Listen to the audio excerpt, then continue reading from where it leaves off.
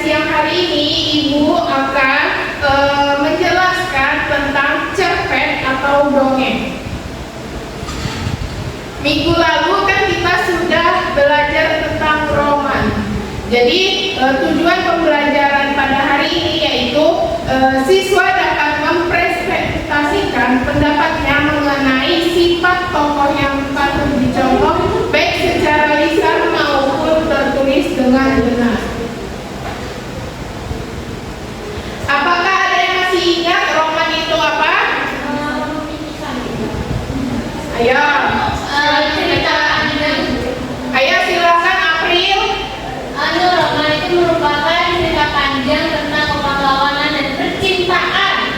Oke. Perbedaan roman dan novel. Ayo jelaskan. Kalau novel itu lebih pendek dibandingkan dengan roman, tapi ukuran luas untuk ceritanya hampir sama, Ibu. Oke, betul sekali. Selanjutnya kita masuk ke cerpen. Jadi, cerpen merupakan cerita pendek yang berisi tentang kisah cerita yang berisi tidak lebih dari 10.000 kata. Pada umumnya, cerita pada cerpen bisa memberikan kesan dominan dan berkonsentrasi pada permasalahan satu tokoh. Menurutnya, dalam cerpen tidak ada cerita hingga 100 halaman. Pada cerpen biasanya terdiri beberapa struktur yang diperlukan seperti elemen dasar dan tambahan abstrak. Struktur tersebut sangat diperlukan ketika menyusun sebuah cerpen.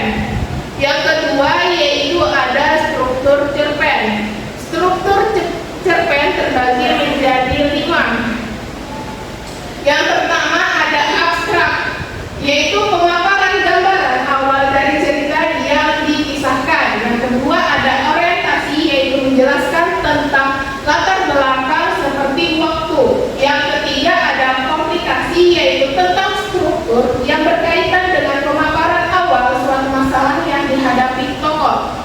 Yang keempat yaitu ada evaluasi, yang terjadi konflik masalah yang semakin memuncak. Dan yang kelima ada resolusi, yaitu nilai atau pesan moral yang terdapat pada sebuah cerpen untuk disampaikan penulis ke pembaca. Baik, Ibu akan memberikan kalian games. Gamesnya ini bernama Spidol Berbicara.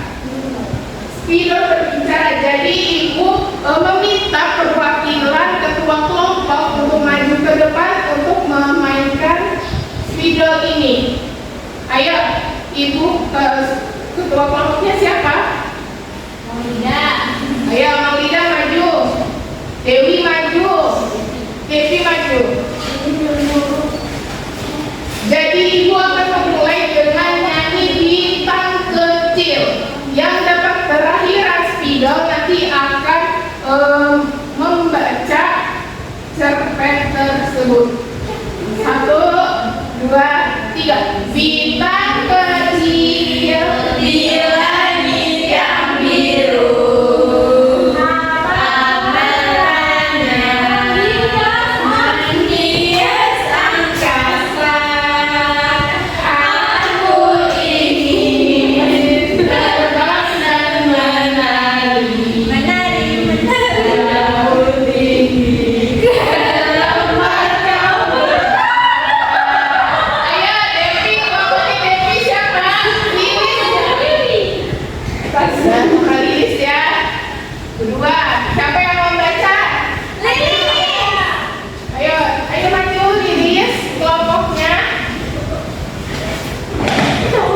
berarti kamu nanti menjadi bom. Aku juga ya. Udah, Reso kok. 2. Jadi ini adalah cerpennya. Aku juga ada.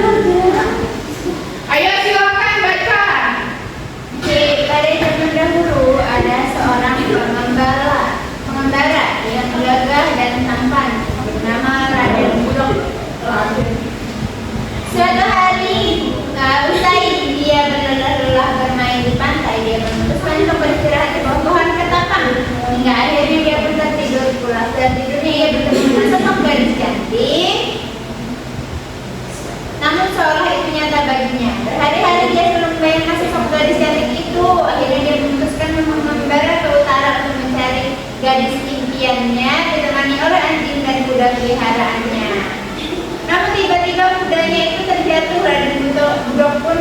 Berguling-guling bersama kudanya, anjingnya menggonggong dan berlari ke arahnya. Selanjutnya yang akan dibacakan Lilis Widaryanti. Keesokan paginya Raden tiba-tiba sekejap tubuhnya ditumbuhi oleh bulu-bulu. Raden menjawab kesejuan dengan kuda dirinya menjadi seekor utong.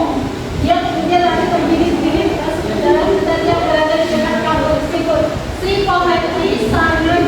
Waktu dengan mendoblek suaminya itu dia memutuskan untuk pergi meninggalkan kampungnya. Lalu Sri Pohati kemudian berubah menjadi Dewi Padi untuk memenang kelihayan Sri Pohati dalam memiliki restu. Tersebut kemudian dinamakan Kampung Lesung karena letaknya berada di daerah Tanjung, banyak yang menyebutnya dengan Tanjung Lesung. Oke, terima kasih Devi dan Lilis Widaryanti. Ibu ingin